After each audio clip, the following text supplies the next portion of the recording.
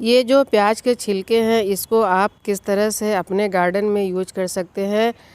आप इसको प्याज के छिलके को हमेशा फेंक देते हैं, लेकिन इस वीडियो के देखने के बाद आप इस छिलके को कभी भी नहीं फेंकेंगे। आज मैं प्याज के छिलके को किस 2-3 तरह से मैं यूज़ करना बताऊंगी, जिसको आप उस मेथड को अपनाकर अच्छी तरह से अपने गार्डन में यूज कर सकते हैं। तो चलिए वीडियो को स्टार्ट करते हैं। हेलो, अस्सलाम वालेकुम, welcome back to my channel gardening with happiness में आप सबका बहुत बहुत स्वागत है। दोस्तों, अगर आप मेरे चैनल पे नए हैं तो मेरे चैनल को सब्सक्राइब कर लीजिए और वीडियो अगर अच्छा लगेगा तो इसे लाइक भी कर दीजिएगा, बेल आइकन भी प्रेस कर दीजिएगा ताकि मेरी हर आने वाली वीडियो का नोटिफिकेशन आप लोगों को मिल सके। तो देखिए, ये है प्याज के छिलके यानी अनियन पील्स। इसको हम अपने गार्डन में किस तरह से यूज कर सकते हैं, 2-3 मेथड मैं बताऊंगी। आप 2-3 तरह या 4 तरह से इसको आप यूज़ कर सकते हैं।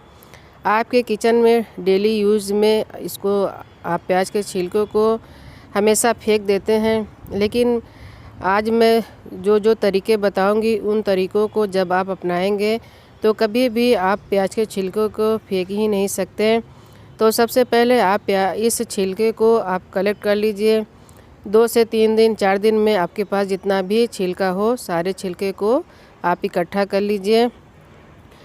और इसको 2-3 तरह से तरीके मैं बताऊंगी।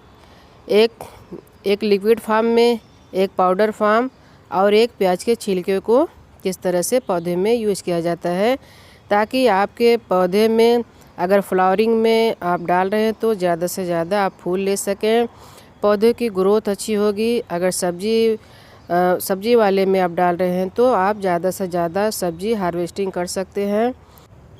दोस्तों, ये छिलके जो है सभी पौधे के लिए बहुत ही अच्छा रहता है, चाहे सब्जी हो, चाहे फ्लावरिंग हो, चाहे फ्रूटिंग हो, चाहे वेजिटेबल्स, सभी में आप इसका यूज कर सकते हैं। अब बहुत ही अच्छा ये रिजल्ट देता है, पौधे की ग्रोथ तेज़ हो जाती है, पौधे में फ्लावरिंग अच्छी होने लगती है, सब्जियों में भी ज़्यादा से ज़्यादा सब्जी होने लगती है। तो दोस्तों, इसको आप कौन से वो तरीके हैं, चलिए मैं बताती हूँ कि उन तरीक़ों को आप भी अपना सकते हैं। तो सबसे पहले आप छिलके को मल्चिंग के रूप में भी यूज कर सकते हैं। जैसे कि आप पौधे के ऊपर, मिट्टी के ऊपर में एक लेयर आप इस छिलके को बिछा सकते हैं। गर्मी के दिनों में आपको मिट्टी में नमी ये बनाए रहेगा और मिट्टी को सूखने नहीं देगा, जिससे कि आपको पानी भी कम देना पड़ेगा। और जब भी आप इसमें पानी डालेंगे तो ये पानी के ज़रिए आपके जड़ों तक पहुंच जाएगा और जड़ों को ये मजबूत करने लगेगा, क्योंकि इसमें पोटेशियम की मात्रा ज़्यादा रहती है। दूसरा ये है लिक्विड को आप किस तरह से बना सकते हैं। इस लिक्विड फर्टिलाइज़र को मैंने 2 से 3 दिन के लिए बनाकर रखा था। अब ये फर्टिलाइज़र रेडी हो गया है पौधों में देने के लिए, लेकिन इसको बनाने का तरीका मैं बताऊंगी, आप भी उस तरह से बना सकते हैं। तो देखिए, प्याज के छिलके ने अपना कलर पानी में छोड़ दिया है और छिलकों का भी कलर चेंज हो गया है। तो चलिए इसको किस तरह से बनाया जाता है उसके बारे में बात कर लेते हैं। तो यहाँ पे देखिए, आप कोई सा भी बर्तन ले सकते हैं, कोई जग हो गया, या तो फिर आप कोई डिब्बा ले सकते हैं, चाहे प्लास्टिक का डिब्बा भी ले सकते हैं। तो जो प्याज का ऊपरी छिलका रहता है, आप उस छिलके को कलेक्ट करिए। जो एकदम पतला स्किन रहता है उस छिलके को आप अलग करके पानी में आपको भिगाना है। तो पौधे के हिसाब से आप 1 लीटर पानी में 2 लीटर 3 लीटर, आपके पास जितना पौधा हो उस हिसाब से आप लिक्विड फर्टिलाइज़र रेडी कर सकते हैं। तो यहाँ पे देखिए, हमने छिलके को 1 लीटर पानी में भिगा दिया है। अब इसको आपको 2 दिन के लिए या तो 3 दिन के लिए शेड एरिया में रखना होगा। उसके बाद ये फर्टिलाइज़र रेडी हो जाएगा पौधों में देने के लिए। प्याज के छिलके को आप लिक्विड फर्टिलाइज़र भी बनाकर इस तरह से अपने पौधे में यूज़ कर सकते हैं। अब इसको आप ढककर किसी शेड एरिया में 2 दिन के लिए आप इसको रख दीजिए।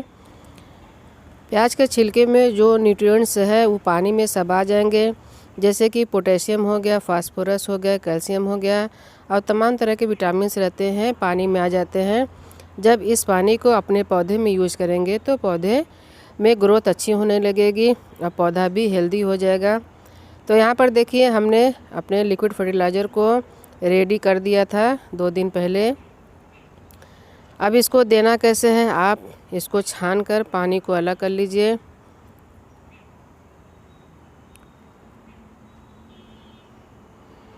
दोस्तों ये फर्टिलाइज़र बहुत ही फ़ायदा देता है पौधों के लिए और आसान भी रहता है इसको बनाना।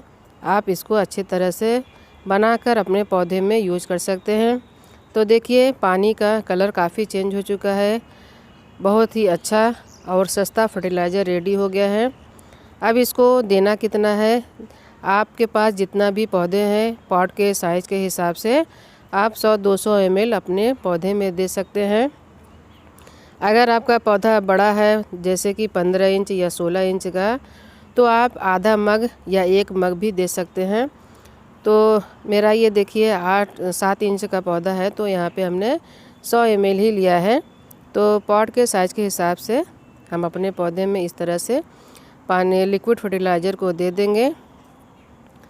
तो दोस्तों 2 तरीके हो गए, एक मल्चिंग के रूप में आप इसको इस्तेमाल कर सकते हैं, एक लिक्विड फर्टिलाइज़र के रूप में इस्तेमाल कर सकते हैं।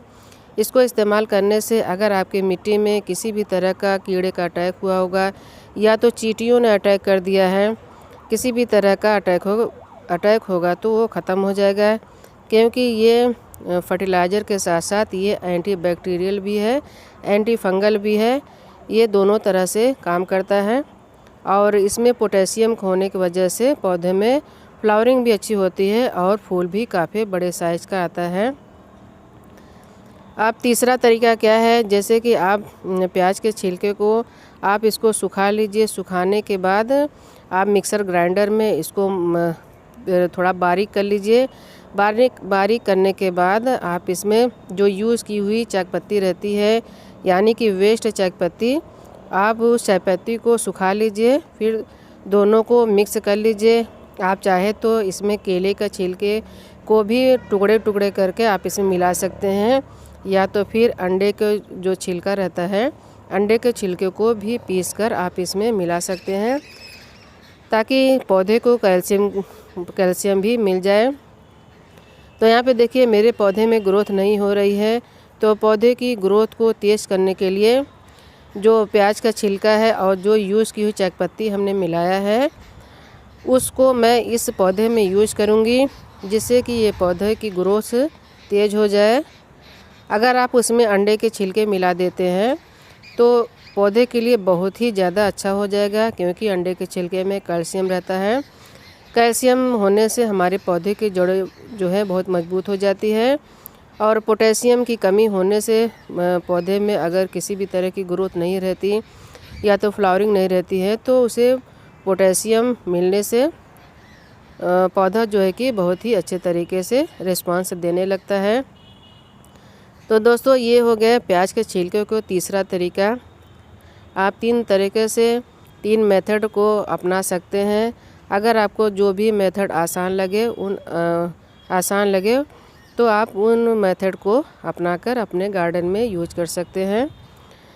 तो चौथा तरीका ये है कि आप अगर उन तरीक़ों को अपना नहीं सकते हैं तो आप सिर्फ प्याज के छिलकों को इकट्ठा कर आप चाहे तो कंपोस्ट बिन में डालकर आप कंपोस्ट तैयार कर सकते हैं, या तो आप सिर्फ प्याज के छिलके का भी कंपोस्ट तैयार कर सकते हैं, या तो जैसे कि आप सब्जियों का छिलका इकट्ठा करते हैं और पत्तियों को भी इकट्ठा करके जो लीफ कंपोस्ट बनाते हैं, आप उसमें भी मिलाकर कंपोस्ट तैयार कर सकते हैं।